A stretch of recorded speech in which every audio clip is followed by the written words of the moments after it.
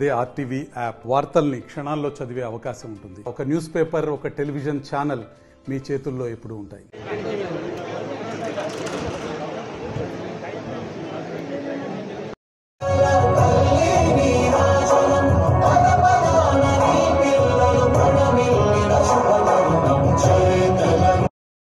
నిర్వహిస్తారు కాబట్టి దయచేసి ఎవరు కూడా వెళ్ళొద్దు.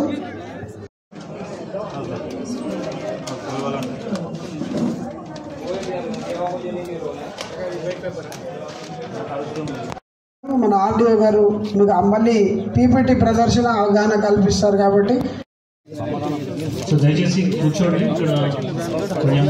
భూభారతి చట్టంలో ఒక అపీల్ ప్రొవిజన్ రావడం జరిగింది. తహసీల్దార్ ఏవైతే ఉత్తర్వులు ఇచ్చారు మార్పులు చేసేటప్పుడు, మ్యూటేషన్ చేసేటప్పుడు, ఆ ఉత్తర్వులకు ఏమైనా అభ్యంతరం ఉంటే ఆర్డీఓ దగ్గర అపీల్ చేసుకోవచ్చు. ఆర్డీఓ దానికి అన్ని పార్టీస్కి నోటీస్ ఇచ్చిన తర్వాత, ఒక ఆర్డర్ పాస్ చేసిన తర్వాత ఆ ఆర్డర్ తహసీల్దార్ అమలు చేస్తారు. అందరూ ఇంట్రెస్టెడ్ పార్టీస్కి పద్ధతి ప్రకారం పట్టాదారు పాస్బుక్ కూడా రావడానికి అవకాశం ఉంటుంది. ఆర్డీఓ దగ్గర ఇట్లా కూడా ఏవైతే ఉత్తర్వులు ఉన్నాయో దానికి ఏమైనా అభ్యంతరం ఉంటే కలెక్టర్కి అపీల్ చేసుకోవచ్చు. కలెక్టర్ కూడా అన్నిటి ఇంట్రెస్టెడ్ పార్టీస్, ఆ భూమికి సంబంధించిన ఎవరెవరికి ఇంట్రెస్ట్ ఉన్నాయో, హక్కులు ఉన్నాయో వాళ్ళందరికీ నోటీస్ ఇస్తూ మళ్ళీ కలెక్టర్ కూడా ఒక ఆర్డర్ ఇచ్చిన తర్వాత తహసీల్దార్ ఆ ఆర్డర్కి అమలు చేస్తారు. పార్టీస్ అందరికీ పట్టాదారు పాస్బుక్ కూడా ఇవ్వడానికి అవకాశం ఉంటుంది. సో దీంతో ఏమైతే అంటే కోర్టు దగ్గర వెళ్ళడం, ఆఫీస్ దగ్గర తిరగడం అవి అంతా బంద్ అవుతాయి. సమస్య ఏవైతే ఉన్నాయో అవి పరిష్కారం అవుతాయి. అది చాలా కీలకమైన ప్రొవిజన్.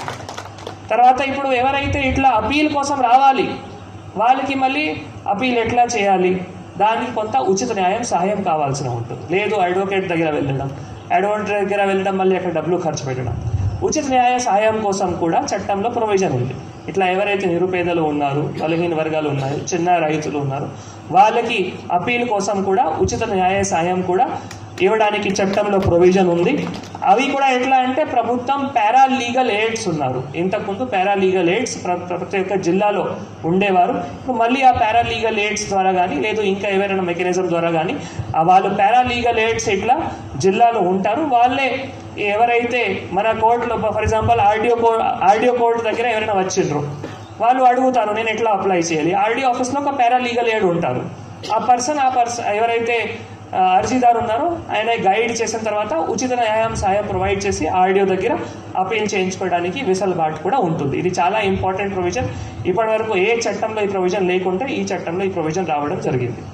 తర్వాత మనం రిజిస్ట్రేషన్, మీరు ఇప్పటివరకు కూడా ఇంతకుముందు ధరణిలో కొనుగోలు చేసేటప్పుడు కానీ లేదు మార్టిగేజ్ కానీ లేదు పార్టీషన్ కానీ దీనికి మీరు తహసీల్దార్ దగ్గర వెళ్ళినవారు. ఇప్పుడు మన ఈ భూభారతి పోర్టల్లో కూడా ఆ ప్రొవిజన్ ఉంది. కానీ ఇంపార్టెంట్ కీలకమైన ఏం మార్పులు వచ్చింది అంటే, ఇంతకుముందు మీరు రిజిస్ట్రేషన్ చేసేటప్పుడు ఆ ధరణి పోర్టల్లో ఏవైతే ఫార్మాట్ ఉన్నాయో, అంటే ఒక్క పార్టీ నుంచి ఒక్క పార్టీకి మనం భూమి వెళ్తాయి, దానికి ఒక ఫార్మాట్ ఉంటుంది. ఆ ఫార్మాట్లోనే అప్లై చేయాలి.